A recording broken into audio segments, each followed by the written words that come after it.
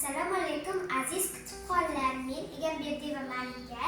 Shu kutubxonadan bir qancha kitoblar olib o'qiyman. Ularning ichidan menga shu Dono qiz kitobi juda yoqdi. Men buni o'qishni juda yaxshi ko'raman. Buni ichida bir qancha qiziqarli ertaklar bor. Ularning ichidan menga eng yoqqan Dono qiz bo'lib, u yerda bir podshoh bo'ladi. Podshoh eliga bir savol beradi.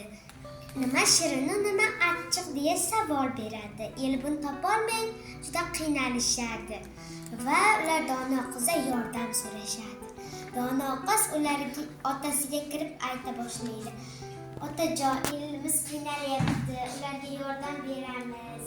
Shirin nima shirin desa, jon shirin, nima achchiq desa, o'lim achchiq deya ayting deydi. Otasi buni aytadi. Shoh buni qizning donoligidan qoyil qolib, 40 kun 40 kecha to'y tomosha qilib, qizni o'ziga xotin qilib oladi. Bundan hissa shuki, dono bo'lsangiz hech qachon qiynalmaysiz.